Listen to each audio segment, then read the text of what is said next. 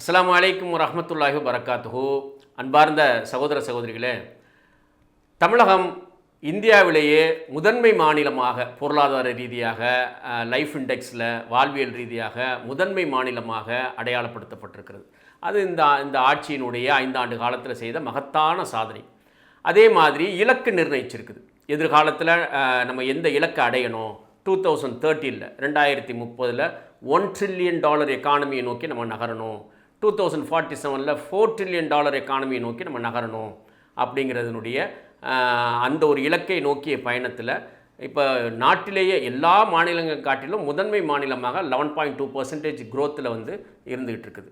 இது ஒரு மகத்தான வளர்ச்சி. அதனால தான் வட இந்தியாவிலேருந்து நிறைய பேர் இங்கே வேலை செய்கிறதுக்கு தமிழகத்தை நோக்கி வர்றாங்க. அப்போ இந்த $1 trillion இலக்கை நிர்ணயித்து அதை நோக்கிய பயணத்தில் முஸ்லீம் சமுதாயத்தினுடைய பங்களிப்பு அதுக்கு எப்படி இருக்கணும் அப்படிங்கிற சம்பந்தமாக விசாலமாக நம்ம பேசணும். குறிப்பாக இன்றைய படித்து கொண்டிருக்கக்கூடிய மாணவர்கள்ட்ட +1 +2 கல்லூரியில் படிச்சுட்டு இருக்கிறாங்க பாருங்கள், இந்த மாணவர்கள்ட்ட இந்த செய்தியை அதிகமாக கொண்டு போய் சேர்க்க வேண்டிய ஒரு கட்டாயம் இருக்கிறது. நாட்டில் நடக்கக்கூடிய அரசியல் சிக்கல்கள், சமூக சிக்கல்கள், அங்கங்கே நடக்கக்கூடிய விரும்பத்தகாத சம்பவங்கள் இதெல்லாம் வந்துட்டுருக்கோம். அதை தாண்டி இந்த செய்தியை கொண்டு போய் சேர்க்க வேண்டியிருக்குது. ஏன்னா அதையெல்லாம் எதிர்கொள்ளக்கூடிய ஆற்றல், அதையெல்லாம் மாற்றி அமைக்கக்கூடிய ஆற்றல் இந்த செய்திக்கு தான் இருக்குது. பாசிட்டிவான இலக்கை நோக்கி மாணவர்களை அடுத்த ஜெனரேஷனை நகர்த்தும் போது எம்பவர் ஆகும், சமூகம் எம்பவர் ஆகும். அப்போ இந்த $1 trillion எக்கானமிக்கு முஸ்லீம் சமுதாயத்தினுடைய பங்களிப்பு என்ன, இது விசாலமாக பேச வேண்டிய ஒரு தலைப்பு, விவாதிக்க வேண்டிய ஒரு தலைப்பு. பாயிண்ட்டாக ஒரு 2-3 பாயிண்ட்டு முக்கியமாக நம்ம கவனப்படுத்த அது சம்மந்தமாக நம்ம பேசணும். என்ன அப்படின்னு பார்த்தீங்கன்னா, ஃபஸ்ட்டு இன்ஜினியரிங் படிக்கக்கூடிய ஸ்டூடெண்ட்ஸ் இருக்கிறாங்க பாருங்கள், இன்றைக்கி படிச்சுட்டு இருக்கக்கூடியவங்க இன்ஜினியரிங் கிராஜுவேட்ஸ் இருக்கிறாங்க பாருங்கள், இவங்களை மையமாக வச்சு அவங்க தான் அந்த முதன்மை நிலை இந்த $1 trillion எக்கானமியை நோக்கி போகிறதுல முதல் நிலை வீரர்களாக கருதப்படுவாங்க இன்ஜினியரிங் ஸ்டூடெண்ட். இன்றைக்கி உலகம் அப்படி தான் இருக்குது. அப்போ இன்ஜினியரிங் கிராஜுவேட்ஸ், அதே மாதிரி இன்ஜினியரிங் படிக்கணுங்கிற சிந்தனை உள்ளவங்க, அவங்கள்ட்ட ரொம்ப முக்கியமாக விதைக்க வேண்டியது உன்னுடைய கல்வி ஆராய்ச்சி கல்வி வரைக்கும் நீ வச்சுக்க. இதுதான் பேஸ், அடிப்படை. பொதுவாகவே முஸ்லீம் சமுதாயத்தினுடைய ஆண் பிள்ளைகளுக்கான இலக்கு ஆராய்ச்சி கல்வி, பெண் பிள்ளைகளுக்கான இலக்கு அவங்க திருமணத்துக்கு பிறகும் படிக்கணும். இதுதான் நம்ம வலியுறுத்தம். அப்போ தான் அந்த ஃபேமிலி ஸ்ட்ரக்சரோடு சமூகம் டெவலப் ஆகும். இல்லை அப்படின்னு சொன்னால் கல்வியில் வளர்ந்துருக்கும் ஃபேமிலி அந்த சிஸ்டம் இருக்குது பாருங்கள், அது சிக்கலாகிடும். அதனால் ஆண் பிள்ளைகளுக்கான இலக்கு ஆராய்ச்சி கல்வி. குறிப்பாக இன்ஜினியரிங் ஸ்டூடெண்ட்ஸ் என்ன பண்ணணும் அப்படின்னா, அவங்களுக்கு எந்த துறையில் விருப்பம் இருக்குதோ அந்த துறையில் ஆராய்ச்சி கல்வி, அந்த துறையில் தமிழக அரசினுடைய இந்த $1 trillion எக்கானமிக்கு நம்முடைய பங்களிப்பு எப்படி இருக்கணும், நம்முடைய ஆராய்ச்சி கல்வி எப்படி பங்களிப்பு செய்யும், இது சம்பந்தமாக அதிகமாக படிச்சுட்டாங்க அப்படின்னு, அல்லது அவங்களுக்கு கொண்டு போய் நம்ம சேர்த்தோம் கவனப்படுத்துகிறோம் அப்படின்னு சொன்னால் மகத்தான மாற்றம் வரும். ஃபஸ்ட்டு பாயிண்ட், ஏரோஸ்பேஸ் இண்டஸ்ட்ரி இருக்குது பாருங்கள், அந்த விண்வெளித்துறை மகத்தான வளர்ச்சி அடைஞ்சிட்டு வருது. அதனால தான் ஸ்ரீஹரிகோட்டாவில் ஏற்கனவே இருந்த அந்த ஒரு விண்வெளி அந்த அந்த ராக்கெட் ஏவுதளத்துக்கு இன்னொன்று பேரலாக குலசேகரப்பட்டினத்தில் அமைச்சு அது இந்த வருஷம் செயல்பாட்டுக்கு வந்துடும், 2026 செயல்பாட்டுக்கு வந்துடும். ஏன் ஸ்ரீஹரிகோட்டாலேருந்து நேரடியாக அந்த விண்வெளிக்கு போகிறது கொஞ்சம் சிக்கலாக இருக்குது, சுற்றி போக வேண்டி இருக்குது. ஆனால் குலசேகரப்பட்டினம், தூத்துக்குடி மாவட்டம் குலசேகரப்பட்டினம் இருக்குது, அதுங்கேருந்து டைரெக்டாக அதுக்கு போகும். அதனால் அது வருங்காலத்தில் அடுத்து 10 வருஷத்தில் அதிகமான ராக்கெட் ஏவக்கூடிய ஒரு தளமாக அந்த குலசேகரப்பட்டினம் அமையிருக்கு. அப்போ என்ன தேவை, அங்கே ஆயிரக்கணக்கான சயின்டிஸ்ட் தேவை, ஸ்பேஸ் சயின்ஸ் படித்தவங்க தேவை.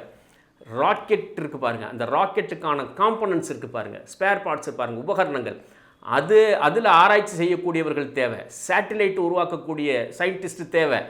அதே மாதிரி அந்த உபகரணங்கள், ராக்கெட்டுக்கான உபகரணங்கள் தயாரிக்கக்கூடிய MSMEs இருக்குது பாருங்கள், இந்த லேத்து பட்டன்னு சொல்லுவோம் பாருங்கள், அந்த சிறு குறு தொழில்கள் இருக்குது பாருங்கள், அந்த மாதிரி ஒரு ஸ்பேர் பார்ட்ஸையும் தயாரிக்கக்கூடிய எலக்ட்ரானிக் ஸ்பேர் பார்ட்ஸாக இருக்கட்டும், எலக்ட்ரிக்கலாக இருக்கட்டும், மெக்கானிக்கலாக இருக்கட்டும், அது தயாரிக்கக்கூடிய நிறுவனங்கள், சின்ன தொழில் நிறுவனங்கள் தேவை.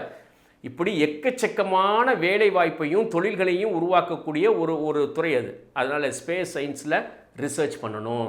அதே மாதிரி டிஃபென்ஸ் காரிடோர், திருச்சி, கோயமுத்தூர், சேலம், ஒசூர், காட்டுப்பள்ளி, இதுதான் காரிடோர்.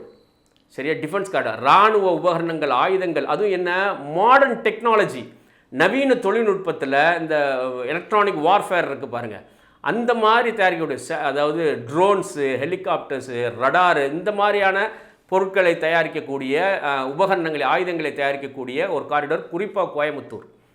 இப்போ இந்த மாதிரி அதே மாதிரி இன்னும் வேரிய எலக்ட்ரிக்கல் செக்டாரில், எலக்ட்ரானிக் செக்டாரில், செமிகண்டக்டர் இருக்குது பாருங்கள். செமிகண்டக்டர் செக்டாரில் இன்ஜினியரிங் மாணவர்களுக்கு நீ சிலபஸை படிக்கிறது மட்டுமே பத்தாது பாவா, பிள்ளைகளுக்கு சொல்லிக் கொடுங்க. இது யார் கொண்டு போய் சேர்க்கறது? அந்த அந்த மாணவர்களுக்கு எதுக்கு படிக்கிறேன்னு தெரியாமலே இன்ஜினியரிங் படிக்கிறாங்க. அதனால் தமிழ்நாடு அரசினுடைய இந்த இலக்கை நோக்கி நகர்றதுக்கு உன்னுடைய துறை, உன்னுடைய படிப்பு எந்த அளவுக்கு உதவியாக இருக்குங்கிறத நீ ஆய்வு செய். குறிப்பாக வந்துட்டு கோயம்புத்தூரில் இருக்கக்கூடிய மக்கள் இதில் முழுமையாக கவனம் செலுத்தணும். இன்னும் நம்ம சின்ன சின்ன லேத்து பட்டரை வச்சு அந்த அந்த 90s தயாரித்த மாதிரி கிரைண்டரு, மிக்சி, இந்த மெஷின் தயாரிக்கிறது, இது எல்லாத்துலேயும் அப்படியே வந்துட்டு அந்த கிரைண்டர் மிக்சியெல்லாம் ஓரமாக வச்சுட்டு சேட்டலைட்டுக்கு என்ன தயாரிக்க முடியும், மிசைலுக்கு என்ன தயாரிக்க முடியும், ட்ரோனுக்கு என்ன தயாரிக்க முடியும், ஹெலிகாப்டருக்கு என்ன இப்படி நம்ம ஆய்வு செய்யணும். இதை நோக்கி நகரணும். அதனால் லேத் பட்டரை வச்சு சின்ன சின்ன மெக்கானிக்கல் அந்த ஃபேக்ட்ரிஸ் வச்சுருக்கிறாங்க, இண்டஸ்ட்ரி வச்சுருக்கிறாங்க பாருங்கள்.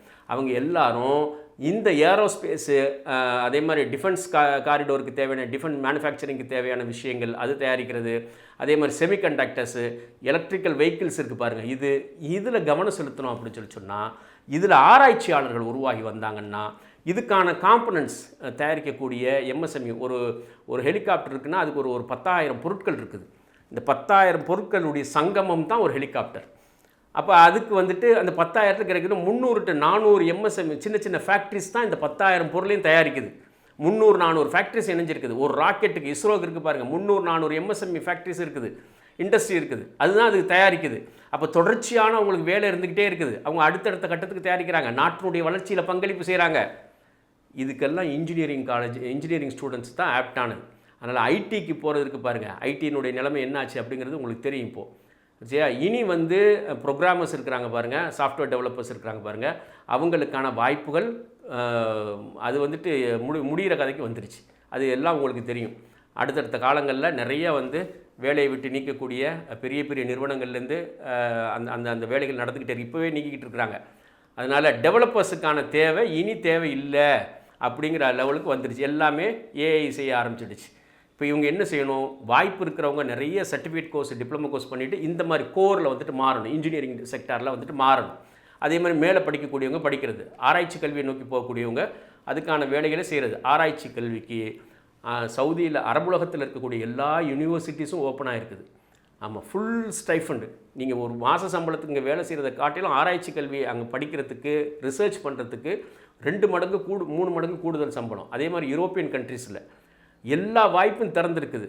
என்ன ஒரு முக்கியமானதுன்னா, இந்த ஊரில் சொல்லுவாங்க தெரியுமா, இந்த அறிவு சோம்பேறித்தனம்னு சொல்லுவாங்க பாருங்கள். அதாவது அல்லாஹ்வுடைய ரசூல் ஒரு விஷயத்தை சொல்லி அதிலிருந்து நீங்கள் பாதுகாப்பு தேடுங்கள் அப்படின்னு சொன்னாங்க அப்படின்னா அது எவ்வளவு பாரதூரமான விஷயமா இருக்கும்.